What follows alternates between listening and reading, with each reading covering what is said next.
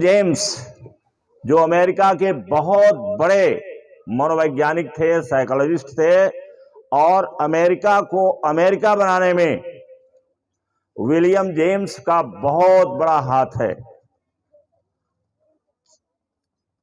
William James उन 4 लोगों में शामिल हैं जिनको कहा जाता है कि जिन्होंने अमेरिका को अमेरिका बना दिया।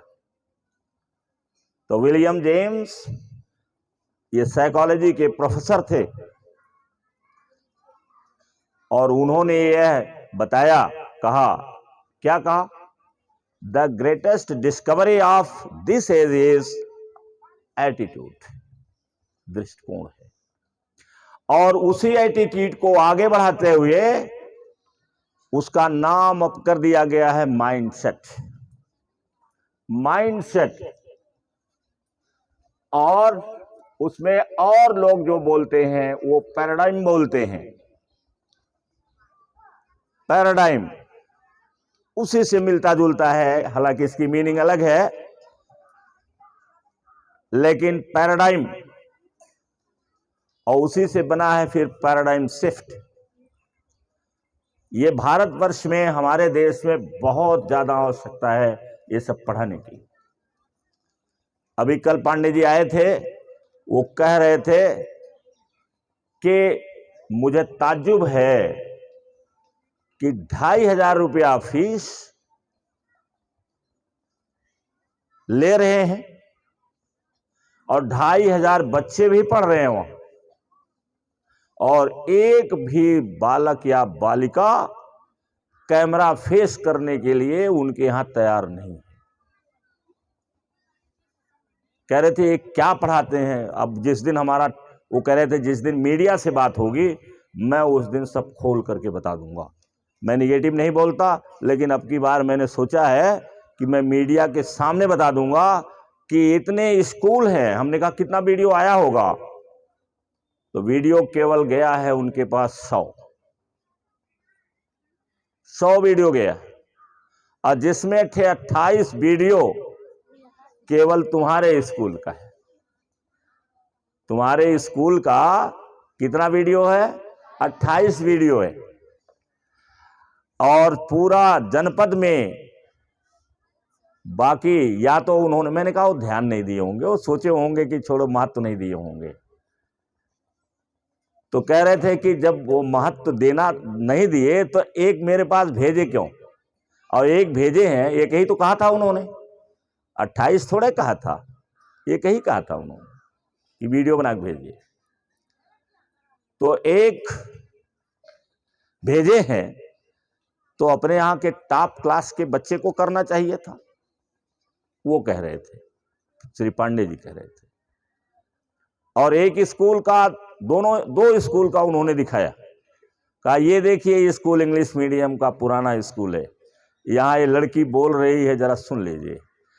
तो मैंने कहा कि मैं किसी का सुनता ही नहीं, मैं केवल अपना सुनता हूं, और मैं किसी को देखता भी नहीं कि उनके पास क्या है क्या नहीं है। हमारे पास जो है उसका हम पूरा उपयोग करना बच्चों को अपने सिखाते हैं। तो बहरहाल वीडियो रिलीज हो जाएगी, मुझे लगता 25 को रिलीज कर देंगे, वो अपने चैनल पर डाल देंगे, और अधिक से अधिक लोग उसको व्यू करिएगा, वॉच करिएगा, देखिएगा, क्योंकि जिसका ज्यादा व्यू होगा वही जीतेगा। तो ये बातें हैं। तो एटीट्यूड, हम एटीट्यूड और माइंडसेट की बात कर रहे थे। एटीट्यूड की बात कम अब होती है, अब माइंडसेट की बात होती है, क्योंकि ड्वेक ने जो माइंडसेट की सबसे बेहतरीन किताब लिखा है, दुनिया की नंबर 1, बहुत सारे लोग हैं, लेकिन ये सबसे बेहतरीन मानी जाती है, कैरल ड्वेक। तो ये माइंडसेट की बात किया उसने। अब ज्यादातर माइंडसेट होता है, और पैराडाइम कुछ लोग बोलते हैं, पैराडाइम की थोड़ी मीनिंग हट के होती है। और जब मैंने डिक्शनरी को सर्च किया, या ये कह लो गूगल को सर्च किया, तो अंतर उसमें स्पष्ट था कि पैराडाइम की मीनिंग ये होती है, माइंडसेट की मीनिंग ये होती है। पैराडाइम का अर्थ होता है कि किसी कल्चर में या किसी सोसाइटी में एक पैटर्न का होना, सोचने का एक पैटर्न बनना, सोचने का एक पैटर्न बन जाना, एक तरीका बन जाना। जैसे हमारे देश में एक पैटर्न बना है कि कोई भी बात होगी तो हम उठा करके ला करके भगवान को उसी में रख देंगे या किसी और को रख देंगे। ये हमारा एक पैराडाइम है। और जो बाहर के लोगों को मैं सुनता हूं वो इसकी चर्चा नहीं करते हैं। वो चर्चा करते हैं अपनी कमजोरियों की, अपनी अच्छाइयों की, और कैसे कोई चीज प्राप्त किया जाता है, कैसे हम बेहतर हो सकते हैं, कैसे हम अच्छा मनुष्य बन सकते हैं, उस पर चर्चा होती है। ये पैराडाइम है। तो इस पर चर्चा कभी बाद में करेंगे। पैराडाइम के बारे में हमको यहां पढ़ना है एटीट्यूड और माइंडसेट। तो एटीट्यूड सब कुछ है, mindset is everything. Mindset is everything. बहुत सारी चीजें एवरीथिंग के रूप में लिखी जाती है। डिसिप्लिन इज एवरीथिंग कहा जाता है, डिसिप्लिन इज एवरीथिंग। ऐसे कई चीजें हैं जिस पर कहा जाता है कि एवरीथिंग। और टोनी रॉबिन्स कहता है execution is everything. Execution means,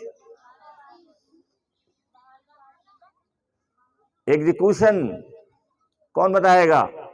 इधर बताओ क्लास 8 से। एग्जीक्यूशन इज एवरीथिंग मैंने बताया है, इसलिए पूछ रहा हूं। एग्जीक्यूशन इज एवरीथिंग, ये टोनी रॉबिन्स कहता है। एग्जीक्यूशन मीन्स क्रियान्वयन करना। जैसे आप पढ़ते हैं, सुनते हैं, लिखते हैं, अब आप अगर उसको एग्जीक्यूट नहीं करेंगे, आप उसको क्रियान्वित नहीं करेंगे, तो उसका कोई माने नहीं है। वो आप पढ़ेंगे और भूल जाएगा। जब तक हम क्रियान्वयन नहीं करेंगे, ड्रीम हम बहुत बड़ा देखेंगे लेकिन हम क्रियान्वित नहीं करेंगे, तब तक उस ड्रीम का कोई मतलब ही नहीं है। वो ड्रीम में रह जाएगा, उसका कोई अर्थ ही नहीं निकलेगा। तो वो कहता है कि एग्जीक्यूशन इज एवरीथिंग। कोई कहता है डिसिप्लिन इज एवरीथिंग, और कोई कहता है माइंडसेट इज एवरीथिंग।